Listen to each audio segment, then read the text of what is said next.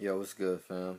I know this is kind of random, but I'll be browsing through YouTube and I'll be seeing videos and stuff like that, and um, it's just funny the million different opinions that people have about anything from toilet paper to music.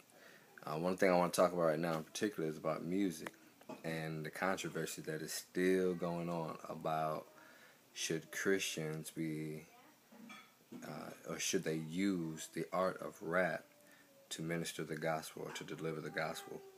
And I think what happens a lot of times is people try to jumble it up into one synchronized art form, if you will, called hip hop, which really I don't like that anyway. But can any one person define hip hop? Can you break it down to what it actually is, to something tangible or of substance? And I really don't think we can. But even if we were to take the elements or the components that make up hip hop, I think that would be a better perspective to look at. Like, if, for example, if you looked at rap, which is just an acronym for rhythm and poetry. And I've talked to our students a lot about that, because anybody that you listen to is going to say a good rhythm, a good beat, that's not a sin, that's not a crime. There's nothing that the world can take ownership about that. The world didn't make beats. God made it. And the scripture says that all things were created by Jesus and for Jesus. And in case you missed the next part of it, it says, and nothing was created without him. So even music in its rawest form, we have to say was created by Jesus. Not by the devil, not by man, not by secular people, anything like that. Music by itself was created by God. So any rhythm that you find is going to be a rhythm that you can find in nature, that you can find even in our bodies. That's a rhythm that we all can chime into. We can get it. We tune into it. It speaks to every person on the planet, responds to music, because that's something that came from our Creator. So rhythm, there's no way you can say that that's secular or evil. Poetry, I mean, do I even have to break that down? Poets have spoken throughout the ages about God, about creation, about nature, about so many different things. People love to quote the psalmist David. Psalms are poems. I mean, let's not get all deep and spiritual, but psalms are poems. They're from the heart. Whatever the writer or whoever the writer, whatever he decides to convey, that's from his heart. And we just have to accept that. So if the heart is evil, then when that writer writes, then out of the abundance of his heart, he's going to convey evil things.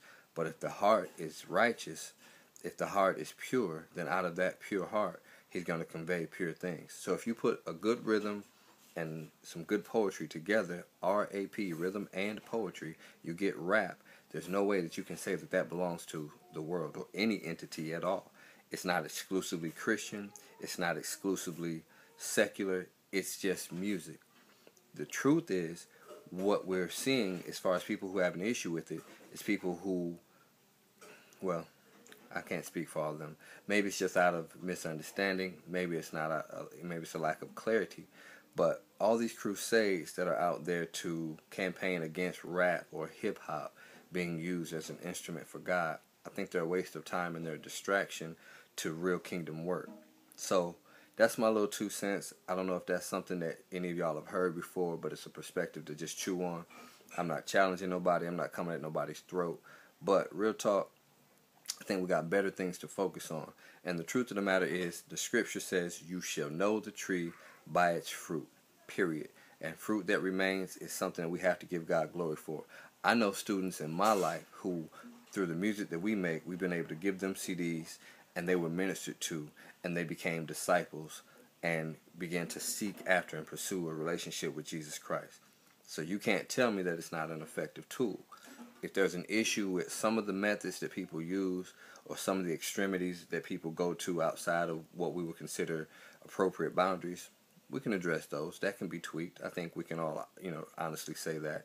But to say that the use of that particular tool in and of itself is evil or wrong, I think that's a misnomer. The last thing I'm going to say, and then I'm going to be quiet, I told this to, again, some of our students, music is like a hammer. You take that hammer, you can use it to repair a roof, You can take that hammer, you can use it to build a house and provide shelter for somebody. You can build a beautiful skyscraper, whatever. Take that tool, a neutral tool, put it in the hands of a master craftsman, and he's going to build something that's beautiful. You take that same tool and put it in the hands of a fool, and he can do damage with it. He can break windows, he can bust somebody in the back of the head, he can do a lot of ugly things. But it has nothing to do with the hammer. The hammer is not evil. The hammer is neutral. We have to be honest when we're talking about this. Do not teach your students, do not teach your church and your congregation that something is wrong with rap music, because in and of itself it's neutral. It has no good or bad. There's no moral compass in and of itself. What we choose to do with it is the determining factor. So it's WG, you know what I'm saying? Just putting my 2 cents on it. I know it took a little longer than I was expecting, but I hope it was thorough, and I hope it speaks to you. Be blessed. I'm out.